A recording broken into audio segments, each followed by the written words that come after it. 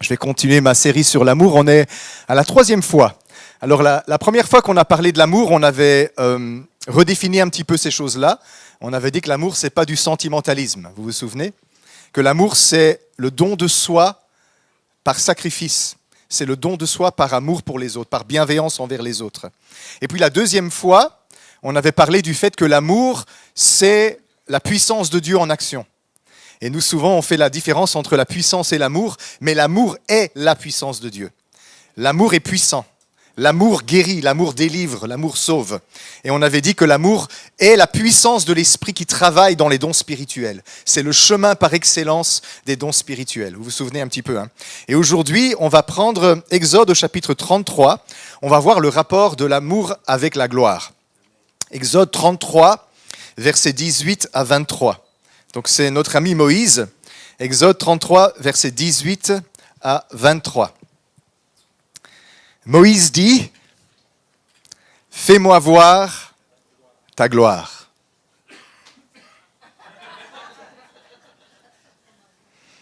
Fais-moi voir l'affichage. Ah, voilà. Moïse dit, « Fais-moi voir ta gloire. » L'Éternel répondit, « Je ferai passer devant toi toute ma bonté. Et je proclamerai devant toi le nom de l'Éternel. Je fais grâce à qui je fais grâce, et miséricorde à qui je fais miséricorde. L'Éternel dit, tu ne pourras pas voir ma face, car l'homme ne peut me voir et vivre. L'Éternel dit, voici un lieu près de moi, tu te tiendras sur le rocher. Quand ma gloire passera, je te mettrai dans un creux du rocher, et je te couvrirai de ma main jusqu'à ce que j'aie passé. Et lorsque je retournerai ma main, tu me verras par derrière, mais ma face ne pourra pas être vue. Alors, vous avez vu Moïse, montre-moi ta gloire. L'homme qui a vu la gloire de Dieu plus que tous les autres dans la Bible. Il a vu des miracles en Égypte, mais avant ça, il avait même vu le buisson ardent. Il a vu les 10 plaies d'Égypte. Il a vu les miracles dans toute la traversée du désert. Il a vu la plus grande manifestation de gloire que la terre ait jamais vue au mont Sinaï, quand Dieu est descendu sur la montagne. Et il a parlé audiblement à Israël. Et il a vu quotidiennement la nuée de la gloire de Dieu qui couvrait Israël. Cet homme-là, il dit, montre-moi ta gloire. Mais il ne veut pas dire ce que vous pensez. Parce qu'il n'est pas en train de dire « je veux voir une manifestation de Dieu ». Ici, il est en train de dire quelque chose de différent. Il est en train de dire « j'ai vu tout plein de manifestations de toi, mais je veux te voir toi. Je veux te voir toi. Pas ce que tu sais faire, mais je veux voir qui tu es, vraiment. » Et Dieu ne comprend tout à fait ce que Moïse veut dire. Parce que Dieu parle de sa face. Et donc il a compris que Moïse ne veut pas voir un autre miracle. Il a compris que Moïse ne veut pas voir encore une énième manifestation de sa présence. Moïse veut voir Dieu. Le mot hébreu qui est utilisé ici pour gloire, que vous connaissez certains d'entre vous, kavod en hébreu, ça vient du verbe qui veut dire être pesant, être lourd. Au sens propre, on l'utilise pour parler de pesanteur, d'abondance, d'intensité ou de gloire. Mais le mot a aussi un sens figuré. Et au sens figuré, il veut dire l'essence, l'être intérieur. C'est d'ailleurs dans ce sens-là que David, dans les psaumes, il dit « Réveille-toi, ô ma gloire, je louerai l'Éternel ». Parce qu'il est en train de parler de son fort intérieur, du plus profond de son cœur, là où son être se manifeste. C'est dans ce sens-là qu'il faut comprendre ici. C'est pas « je veux voir une manifestation de Dieu », c'est « je veux voir son essence, sa densité, son épaisseur, sa teneur, sa substance ». Le plus profond de son être. C'est ça que Moïse est en train de demander. Et Dieu le comprend très bien. Il dit, ah ça mon ami, je ne peux pas te le montrer. Parce que si je te montre ça, t'es mort. Parce que quand le Créateur se montre nu devant la créature disparaît, annihilée par l'intensité de Dieu. Alors Moïse, il n'a pas froid aux yeux, hein. C'est le cas de le dire. Il veut voir l'essence même de Dieu. Je crois qu'il ne se rend pas compte de la gravité de ce qu'il demande. Je veux voir sans filtre. Je veux voir sans atténuation. Je veux voir la pleine splendeur de ta nature même. Je ne veux plus voir des flammes de feu. Je ne veux plus voir des nuages. Je ne veux plus voir des eaux qui s'ouvrent, de la manne qui tombe du ciel. Je ne veux plus voir des miracles. Je ne veux plus entendre des bruits. Je ne veux pas entendre de trompettes. Je ne veux pas entendre de voir de ténèbres qui couvrent la montagne. Ça ne m'intéresse plus ça. Je ne veux pas sentir une présence. Je veux voir ton essence même. Et Dieu dit, ok, si je fais ça, t'es mort. La créature ne peut exister que parce que le Créateur recule et limite la manifestation de sa présence. Si Dieu libère la plénitude de sa présence, les créatures ne peuvent pas subsister. Nous n'existons que parce que Dieu nous fait de la place. Il a fait un espace pour que nous existions dans cet espace. Et pour qu'il y ait un espace, il faut qu'il se retire et qu'il atténue la manifestation de sa splendeur. Parce que si il déverse toute sa splendeur dans la création, il n'y a plus de place pour nous exister. On retourne au néant. Bon, un jour, ça va arriver. Et vous avez intérêt à vous y préparer. Parce que la Bible, elle dit que la terre sera remplie de la manifestation de la gloire du Seigneur comme les eaux couvrent le fond de la mer. Ça veut dire que ce Dieu qui, pour créer l'univers, a reculé un petit peu, il compte revenir un jour dans toute l'intensité de qui il est. Et l'Écriture dit que Dieu sera tout en tous. Tout en tous. Ça signifie que ce que Moïse ne peut pas voir ici, un jour nous le verrons, quand la plénitude de la gloire de Dieu descendra sur cette terre. Et tous ceux qui ne peuvent pas supporter ça, seront consumés par l'éclat de sa splendeur. Et c'est pour ça que nous nous préparons. Et c'est pour ça que nous laissons le Saint-Esprit nous transformer. C'est pour ça que nous avons besoin de naître de nouveau. C'est pour ça que nous avons besoin d'être sanctifiés par la grâce de Dieu. Parce qu'il est en train de nous préparer pour ce jour où nous allons voir face à face, sans filtre, la splendeur infinie du Créateur. Ça va être chaud, hein? Est-ce que tu es prêt? Non, on n'est pas prêt. On est loin d'être prêt. Si Moïse n'était pas prêt, je ne suis pas prêt. Il n'a pas paru d'homme comme Moïse, la Bible elle dit, un homme aussi humble que lui. Seigneur, je ne suis pas prêt, mais apprête-moi, prépare-moi à entrer petit à petit de plus en plus profondément dans ta gloire, pour que ce jour-là, quand tu viendras dans l'infinité, dans la puissance et la majesté, je sois là à me réjouir dans ta présence et pas à me cacher dans une caverne en disant « Au secours, cachez-moi de la face de Dieu et de l'agneau ». Donc Moïse, désolé, je ne peux pas faire ça pour toi aujourd'hui. Mais je vais faire ce qui s'y rapproche le plus. Je vais te donner le plus que je peux faire. Je vais répondre à ta question, à ta demande, le plus possible. Il dit au verset 19, « Je vais faire passer devant toi toute ma bonté, et je proclamerai devant toi le nom de l'Éternel. Je fais grâce à qui je fais grâce, et miséricorde à qui je fais miséricorde. » Qu'est-ce que Dieu dit à Moïse? « Je ne peux pas te montrer mon essence, mais je vais te montrer à quoi elle ressemble. Mon essence, c'est la bonté. Mon essence, c'est la grâce. Mon essence, c'est la miséricorde. Je ne peux pas te montrer mon essence, mais je vais te montrer à quoi elle ressemble. Et à quoi je ressemble, moi, ton Dieu, c'est l'amour. Si tu veux voir le plus qu'un être humain peut voir de Dieu, eh bien c'est ça que je peux te montrer. Je vais te montrer la ressemblance de mon essence.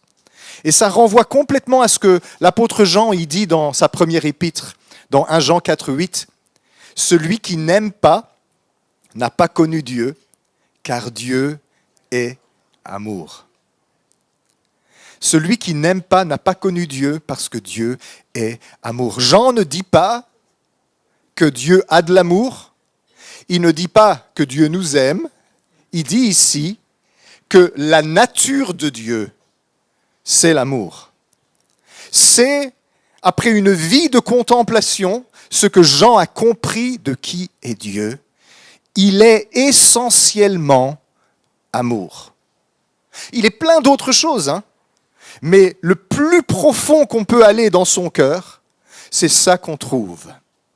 Dieu est amour. Il ne dit pas que l'amour est Dieu.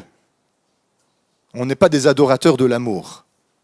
Mais il dit Dieu est amour. Et c'est ça que Moïse a vu environ 1500 ans, 1600 ans peut-être, avant Jean. Il a vu la ressemblance de l'essence même de Dieu. Et Dieu est venu à Moïse et il l'a caché dans le creux du rocher. On pourrait s'étendre sur cette symbolique, ça veut dire quelque chose d'intéressant, mais on n'a pas le temps ce matin. Il a mis sa main dessus et il est passé, sa face est passée devant Moïse. Et Moïse ne regardait pas parce qu'il était voilé par la main de Dieu. Et puis Dieu s'est retourné et il est parti. Et Moïse a vu la gloire de Dieu par derrière. Ça veut dire quoi ça? Il a vu ce que Dieu laisse dans son sillage. Parce que Dieu n'est pas un homme qui marche avec un corps comme nous. Et voir Dieu de face ou Dieu de dos, c'est pas comme moi, si je me retourne comme ça, c'est pas aussi simple que ça. Parce que Dieu, il a des yeux derrière la tête, hein, il voit tout. Hein. Mais ça signifie quoi? Ça signifie, je vais te montrer ce que je laisse dans mon sillage. Je vais te montrer ce qui se passe quand je passe par là. Et quand je passe par là, moi, l'Éternel, ton Dieu, je laisse dans mes traces de pas de l'amour. Et tu sais que c'est moi qui passe près de toi quand tu te sens profondément aimé. Et si tu ne te sens pas aimé, c'est que ce n'est pas moi qui passe, c'est quelque chose d'autre. Même quand j'ai des choses à te dire que tu n'aimes pas entendre, même quand je dois te reprendre parce que tu es à côté de tes pompes, tu te sens aimé parce que la correction de Dieu, elle est remplie de douceur et d'amour. Si quelqu'un te reprend et te corrige, mais que tu te sens humilié et rejeté, c'est pas l'amour de Dieu, ça. C'est pas de Dieu que ça vient. Même quand Dieu doit être dur avec nous, parce que nous sommes têtus et nous marchons de travers, on sait qu'on est aimé, même quand on doit parfois gravement être châtié, parce qu'on est désobéissant à Dieu et qu'il veut nous sauver de nos mauvaises voies, même quand sa main doit peser sur nous parce qu'on est loin, loin de lui, on se sent aimé. Même quand c'est sa colère d'amour, il nous aime tellement qu'il n'acceptera pas de nous perdre. On se sent aimé. Dieu laisse l'amour dans son sillage. Et toi, et moi, qu'est-ce que je laisse quand je passe? Est-ce que quand je suis passé par là, les gens se sont sentis aimés? Ou est-ce que quand je suis passé par là, les gens se sont sentis jugés, humiliés, rabaissés, blessés? Il faut avouer qu'on est capable du meilleur comme du pire. Hein? Chacun de nous. On doit grandir dans cette connaissance de l'amour. L'apôtre Jean dit « Celui qui n'aime pas n'a pas connu Dieu, car Dieu est amour. » La religion, à travers les siècles, à travers les générations, peut aller se cacher là. Parce que la religion, quelle que soit l'étiquette qu'on lui donne, elle a rarement donné aux gens l'impression qu'ils étaient aimés de Dieu. Beaucoup plus souvent, la religion, elle donne aux gens l'impression qu'ils sont jugés par Dieu, qu'ils sont rejetés par Dieu, qu'ils vont souffrir sous la colère de Dieu. Et très rarement, la religion donne l'impression aux gens que Dieu a un amour inconditionnel pour eux. Attention, ce n'est pas une foi à l'eau de rose, hein, où tout le monde il est beau, tout le monde il est gentil. Rappelez-vous, je n'ai rien retiré de ma première leçon. L'amour de Dieu, ce n'est pas un sentimentalisme gnangnan, mièvre, mielleux, gaga, comme on voit partout dans le monde évangélique. Hein. Je t'aime de l'amour du Seigneur, blablabla. Hein. Non. C'est pas ça. L'amour, c'est le sacrifice de soi par bienveillance envers l'autre. Donc, rappelez-vous toujours, quand je dis amour, c'est ça. Parce que vous allez dire, ouais, la semaine passée, Christophe, tu m'as pas fait plaisir. L'amour, c'est pas de te faire plaisir. L'amour, c'est de t'être utile en me sacrifiant pour toi, pour ton bien, même si toi, tu comprends pas que c'est pour ton bien. Ah, attention, nuance, hein. Celui qui t'aime, c'est celui qui te dit la vérité que tu n'as pas envie d'entendre. Celui qui t'aime, vous savez, c'est un grand sacrifice. Hein. Moi, j'aimerais tellement mieux te caresser dans le sens du poil. Que t'es beau, que t'es bien, t'es le meilleur chrétien de l'église de Courcelles. Si tout le monde était comme toi ici, ça serait top. Vous avez remarqué que j'ai fermé les yeux en le disant parce que je ne voudrais pas que quelqu'un pense ça. Quand je dois dire à quelqu'un quelque chose de difficile, oh là là, que c'est difficile pour moi. Ça me fait mal au cœur. Ça me blesse. Je porte ça dans mon cœur. Je tourne ça 50 fois dans ma tête pour voir comment je peux le dire de la meilleure manière possible. Et même en faisant ça, parfois je ne le dis pas bien. Parce que je ne suis qu'humain. Mais ça, c'est de l'amour. N'avez-vous pas remarqué que c'est un sacrifice de confronter quelqu'un ? D'aimer quelqu'un suffisamment pour le confronter, lui dire des choses qu'il n'a pas envie d'entendre. Même si ça va faire du mal à la relation, je préfère te dire la vérité. C'est cet amour de Dieu-là. Mais rappelez-vous ceci, que tout 100% de ce que Dieu fait envers nous est motivé par son amour. Même quand on n'a pas envie d'entendre ce qu'il a à nous dire. Dieu est un être qui a dans son essence le sacrifice de soi par bienveillance. Il est un être qui se donne. Ce matin, il s'est donné à nous. Je ne sais pas que tout le monde l'a reçu. Je sais que plusieurs ont reçu. Plusieurs personnes ici ont été remplies de Dieu. Il y en a quelques-uns, vous êtes restés sur votre chaise, les bras croisés, à attendre que le culte passe. Dieu se donne à quiconque veut bien le recevoir. Il ne pose pas de conditions. Il ne dit pas si tu es assez saint, si tu es assez droit, si tu es assez ceci ou cela. Non, ça c'est la loi, ça. Quand Dieu se donne, il dit « Reçois-moi, je vais mettre tout en ordre dans ta vie. Reçois-moi, je vais te sauver. Je vais te sanctifier. Je vais te redresser. » Alors, c'est vrai, on n'attrape pas les mouches avec du vinaigre. Hein. On dit « Seigneur, moi j'ai besoin d'amour. » Et puis on ne se rend pas compte que son amour va tout redresser dans notre vie. Mais c'est bien. C'est comme ça. Jésus a dit « Je ferai de vous des pêcheurs d'hommes. » On n'attrape pas des poissons sans appât. Hein. Et Dieu, il dit « Je t'aime. Je veux être aimé. » Et puis tout d'un coup, on se rend compte que cet amour est en train de tout transformer en nous. Tout est en train d'être redressé. Tout est en train d'être... Non, mais je ne me suis pas engagé pour ça, moi. Moi, je veux juste qu'on m'aime. Je t'aime comme tu es, mais je t'aime trop pour te laisser comme tu es. Je t'aime au point de tout sacrifier pour te changer, pour te rendre conforme à mon amour. Parce que dans le monde futur, il n'y aura plus que l'amour. Et ce n'est pas un sentimentalisme avec des harpes et des violons et des pétales de rose. Hein. Le monde futur, c'est un monde d'amour en feu. Le monde futur, c'est un monde où Dieu est tout en tous, où l'univers est saturé de l'infinité, de la plénitude, de la présence du Créateur. Il y a intérêt à ce qu'on se laisse préparer. C'est la plus importante chose qu'on puisse faire. Ces quelques décennies qu'il y a sur cette terre vont très vite passer et on va se retrouver face à l'infini du Créateur dans un univers qui est fait pour ceux qui ont appris à aimer. Comment est-ce que nous, on peut être là à s'occuper à d'autres choses ?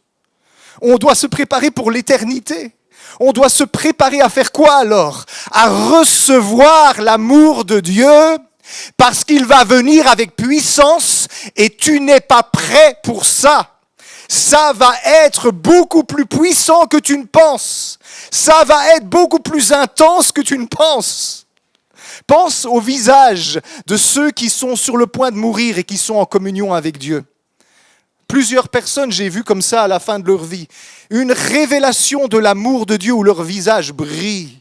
Et ils sont aveuglés aux choses de ce monde. Ils ne voient plus que cette splendeur infinie de l'amour de Dieu, tellement intense que les choses de ce monde ne nous accrochent plus, ne nous attirent plus. On ne veut plus que partir pour rejoindre cette présence-là. Est-ce qu'on est prêt pour ça? Comment est-ce que nous, on peut être à Christ et être assis sur nos chaises et être encore indifférent à l'infinité de l'amour de Dieu?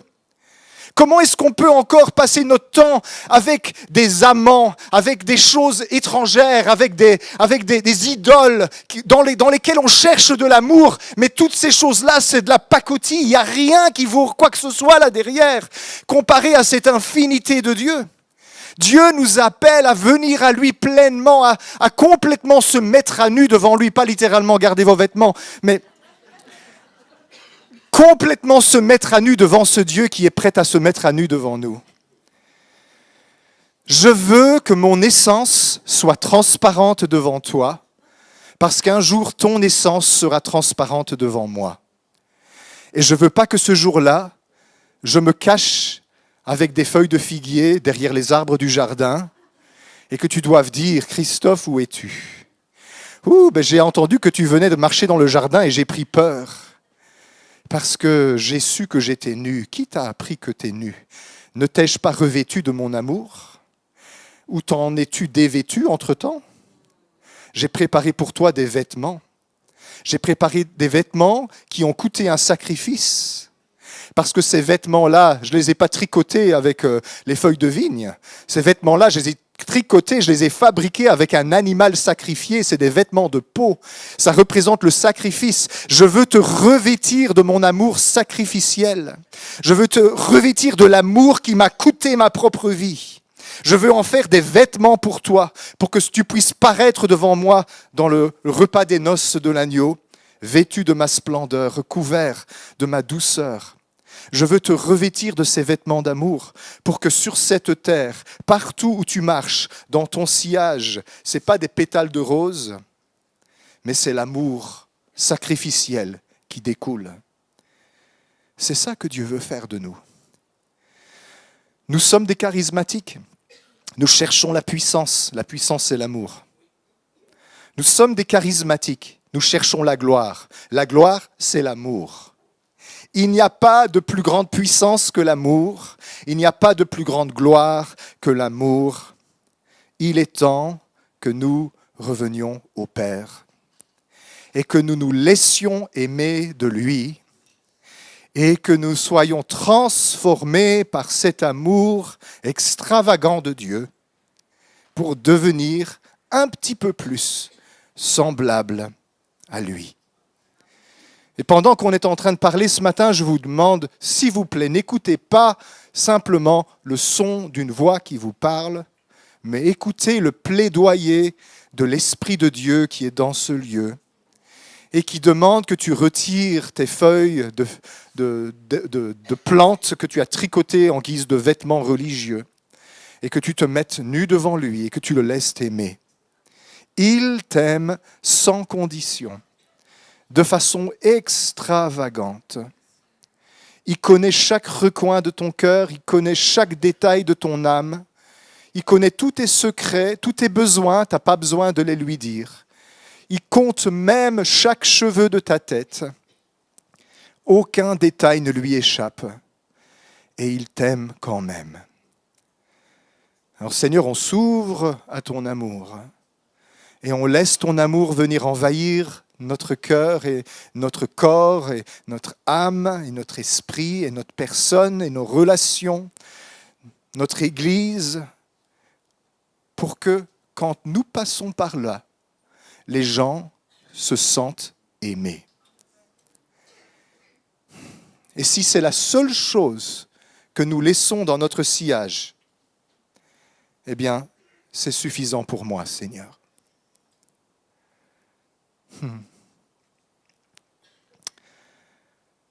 Je veux une vie de sacrifice par bienveillance pour ressembler à Jésus. Je veux devenir amour comme toi, tu es amour. Alors débarrasse-moi, Seigneur, de ce vêtement religieux que je me suis fait moi-même et revêt-moi du vêtement qui t'a tout coûté, du vêtement de peau que tu as façonné après un sacrifice. Revêt-moi de ton amour. Je veux être comme Moïse, Seigneur, et je veux te dire ce matin, montre-moi ta gloire. Mais je ne te demande pas un miracle, je ne te demande pas une manifestation, je ne te demande pas des paillettes d'or, je ne te demande pas des nuées, je ne te demande pas des petites révélations, des visions et des songes. Je ne te demande même pas une voix audible qui crie du haut d'une montagne. Je te demande, Seigneur, de nous rapprocher en tant qu'Église le plus possible de ton essence, que nous te connaissions, toi le Dieu d'amour, et qu'en te connaissant, nous devenions comme toi. Car celui qui n'aime pas n'a pas connu Dieu, car Dieu est amour. Dieu est amour.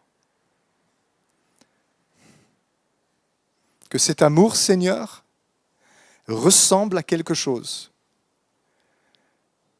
Le même apôtre Jean, il disait, « Petits enfants, n'aimons pas en parole seulement, mais en action et en vérité. » L'amour que tu vas laisser derrière toi, c'est un amour qui est fait de service des autres, qui est fait d'offrande de ton temps, de ton énergie, de tes ressources. C'est à ça que ça ressemble, l'amour. L'amour, c'est de donner de soi. L'amour, c'est de donner de notre temps. L'amour, c'est de donner de notre argent. L'amour, c'est de donner de nos ressources. L'amour, c'est de donner de ce que nous sommes par bienveillance pour les autres. Ça, c'est la marque de fabrique de ceux et celles qui ont connu Dieu. Et si nous ne sommes pas dans ce genre de choses, c'est tout simplement parce que nous n'avons pas connu Dieu. Nous avons connu la religion. Nous avons connu la théologie. Nous avons connu des prédicateurs et des ministères charismatiques. Mais nous n'avons pas connu Dieu parce que Dieu est amour. Et je ne veux pas dépasser ce point-là ce matin. Dieu veut demeurer dessus, il est en train d'appuyer avec son pouce sur ça. Celui qui n'aime pas n'a pas connu Dieu, car Dieu est amour. Ça signifie que plus je vais connaître Dieu, plus je vais me rapprocher de son essence, plus vous allez voir sortir de moi du service bienveillant, l'offrande de ma vie, de mon temps, de ma personne et de mes ressources pour le bien des autres, le sacrifice, comme Jésus nous a donné l'exemple.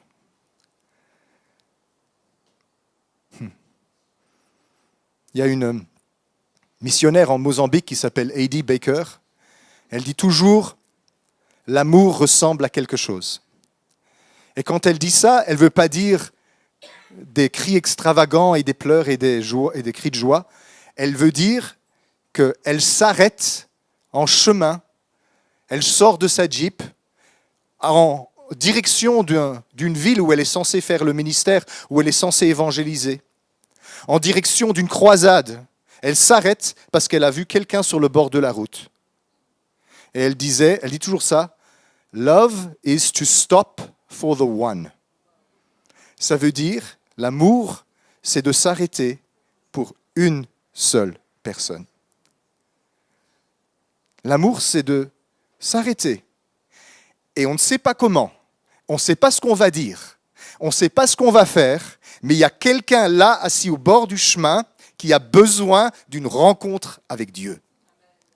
Et tu n'as pas besoin de savoir ce que tu vas dire d'avance, et tu n'as pas besoin d'avoir étudié 3 ans dans une école de théologie. Tu as juste besoin de connaître Dieu, car Dieu est amour, et si tu as l'amour, tout le reste va aller facilement. Si tu as l'amour de Dieu dans ta vie, les dons spirituels vont couler naturellement. Si tu as l'amour de Dieu dans ta vie, les démons vont sortir précipitamment. Parce que les démons, ils sont pleins de haine et ils détestent la présence de l'amour. Si tu as l'amour de Dieu dans ta vie, tu rayonnes d'une lumière impossible à supporter pour les esprits ténébreux. Tu as juste besoin de ça. Tout le reste, ce sont des commentaires supplémentaires. La seule chose dont on a besoin, c'est d'aller dans les bras du Père et de là recevoir une révélation de son cœur, d'amour, et puis se promener comme ça dans la vie de tous les jours, sans bondieuserie, sans Dieu m'a dit, sans shalom, maranatha, alléluia. Débarrassez-vous de tout ça, c'est des vêtements religieux, ça. Les shalom, maranatha, alléluia, ça fait un obstacle entre toi et les gens qui ont besoin d'être aimés de Dieu. Tu viens habillé bizarrement. Vous avez déjà remarqué que les religieux, généralement, ils s'habillent bizarrement. À travers le monde, quelle que soit la religion, on sait que quelqu'un est religieux parce qu'il est habillé bizarrement. C'est quand même étrange, ça. Plus on est religieux, plus on s'habille bizarrement. Et souvent, vraiment, de manière à ce que ce soit complètement en contraste avec la mode des gens autour de nous. Parce que ça, c'est un revêtement extérieur. Mais ce n'est pas celui-là que Dieu veut. C'est la parure invisible, inaltérable d'un cœur qui aime le Seigneur. Ça, c'est le vêtement que Dieu veut qu'on ait. Un chrétien, ce n'est pas quelqu'un qui s'habille bizarrement, qui met des froufrous et des robes jusqu'aux chevilles et jusqu'aux poignets et qui porte un grand chapeau. C'est pas ça, un chrétien. Si tu aimes bien t'habiller comme ça, habille-toi comme ça, j'ai rien contre. Hein.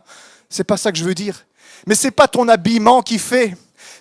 C'est pas l'habillement, c'est pas le vêtement qui fait le moine. Hein. Ne te promène quand même pas tout nu. Hein. Il y a une secte comme ça qui faisait ça, mais c'est pas ça qu'on fait ici. Non, on s'habille, mais on s'habille du revêtement de l'amour de Dieu. Pourquoi on prie ? Pourquoi on passe du temps dans la prière ? Pas pour informer Dieu de choses qu'il ne sait pas. Seigneur, n'oublie pas que tu as besoin de faire ça, ça, ça, j'ai des besoins. Il sait tout ça. Vous savez pourquoi on passe du temps dans la prière ? Parce qu'on y va pour être revêtu. On y va pour être habillé d'un vêtement de lumière, un vêtement glorieux. Quand on va dans la prière, on étend les mains et les anges viennent nous revêtir de vêtements de lumière que Dieu a préparés pour nous aujourd'hui. Seigneur, je viens dans ta présence. Je vais être comme le roi de France. Et je vais tendre mes mains et les serviteurs vont venir m'habiller. Seigneur, tu vas me revêtir de vêtements de lumière. Envoie tes anges me revêtir de ton amour.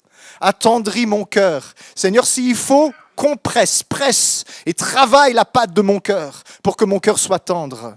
Je veux être revêtu de ton amour. Je veux être revêtu de ta douceur, de ta miséricorde et de ta grâce. Si c'est comme ça que t'es prêt. Si c'est ce que tu as préparé, c'est tout ce qu'il faut. Même si tu as 12 pages de notes pour ta prédication, Dieu il va te faire oublier tout ça. Il veut juste que tu sois habillé de son cœur. Son cœur est une garde-robe infinie. Son cœur a plein de vêtements extravagants d'amour dont il veut nous revêtir pour aller dans ce monde et apporter un peu d'amour là où nous passons. Pas des bondieuseries et des trucs gnangnan, mais le service sacrificiel d'une vie qui se donne par bienveillance. Vous vous souvenez de notre ami Danny Fisher, ça fait de longues années qu'il ne vient plus par ici. Il était allé en Russie il y a quelques années. Il devait faire tout un séminaire d'un week-end dans une grosse église, c'était une très grosse conférence. Et alors il avait son traducteur avec lui et tout. Hein. Et alors, en allant à la conférence, ils se sont arrêtés parce que le chemin était très long. Et ils se sont arrêtés dans un magasin pour acheter quelques trucs à manger et des boissons. Et il y avait là, au pied de la porte du magasin, un monsieur SDF qui mendiait. Et en entrant dans le magasin, le Seigneur a montré à Danny Fisher, lui, il faut que tu pries pour lui. Il est rentré, il a fait ses courses, il est sorti de là, et puis il s'est dit qu'il allait lui donner une offrande pour le soutenir. Et Dieu, c'est pas ça. Assieds-toi. Parle avec lui. Alors Danny, il appelle son traducteur. Et il a passé tout un moment avec ce monsieur-là. Il lui a partagé le cœur de Dieu. Il a prié pour lui. Il l'a conduit à accepter Jésus. Et vous savez, en rentrant dans la voiture, ce que le Seigneur lui a dit, qu'est-ce que tu dirais si je te dis que tout ce que tu as fait en Russie, tous les voyages, les billets d'avion, les visas, les conférences, tout ça, je ne t'ai envoyé ici que pour lui.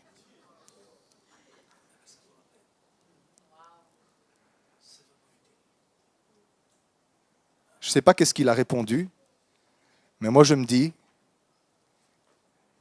ça en vaut la chandelle, Seigneur. Si tu es parti en Côte d'Ivoire, tu as touché beaucoup de gens. Si tu n'as touché qu'une seule personne, ça vaut la peine. Quel est le prix d'une personne? On le sait, le prix, il est très clair. La Bible, elle montre très clairement c'est quoi le prix d'une âme. C'est le Fils de Dieu crucifié sur une croix par amour pour le monde. Ça, c'est le prix d'une personne, aux yeux de Dieu. Alors, ce n'est pas des millions, ça. Ce n'est pas des milliards, ça. C'est le prix, le poids de tout l'univers créé, et plus encore. Tellement il nous aime. Et si nous avons une profonde révélation de ça, nous sommes dans sa gloire. Nous sommes tout près de son essence et nous sommes prêts pour l'avènement du Seigneur quand il va venir dans toute son intensité. Alors préparons-nous. Laissons-nous dévêtir de toutes les choses avec lesquelles on s'est recouvert. Laissons Dieu, parfois il le faut, broyer nos cœurs un petit peu, pour que nous devenions tendres, parce que, avouons, on est dur parfois. Souvent, on est dur. On a des pierres. On est insensible. Ça vous arrive jamais de passer à côté de quelqu'un et vous sentez que vous devriez lui parler, mais vous ne le faites pas? Ben oui, tous les jours. Parce que nos cœurs sont durs. On doit apprendre à s'arrêter pour un seul. Oh, c'est tellement facile d'aller dans mon portefeuille, de prendre 10 € et de le mettre dans sa tasse. Ça va lui donner à manger aujourd'hui. Mais l'amour de Dieu est meilleur que toute nourriture et ça va lui tenir pour toute l'existence et l'éternité. Oui, mais je ne sais pas quoi dire. L'amour de Dieu sait ce qu'il faut dire. Tu as juste besoin d'être là et d'écouter et d'aimer. Ça commence ici. Regardez, on vient ensemble. Et souvent, on ne s'écoute même pas les uns les autres, on ne se connaît pas les uns les autres, on n'a pas de temps les uns pour les autres, on est tellement pressés parce que le poulet rôti nous attend. Si le poulet rôti vous attend à midi, il est midi, venez avant, passez une demi-heure avec nous. Déversons un peu d'amour sur les uns et les autres. C'est à cet amour que tous sauront que nous sommes vraiment de ses disciples. Alors Seigneur, ce matin, je prie que tu déshabilles l'Église de ses vêtements de grand-mère religieuse et que tu la revêtes d'une robe de mariée resplendissante d'amour. Et moi, pour ma part, je veux ça pour ma vie. Et Seigneur, que tous ceux qui veulent aussi cela disent Amen. Amen. Amen. Merci pour ton vêtement, Seigneur. Merci pour ton vêtement, Seigneur. Prépare-nous pour l'éternité. La foi disparaîtra, l'espérance disparaîtra, mais l'amour ne disparaîtra jamais. Amen.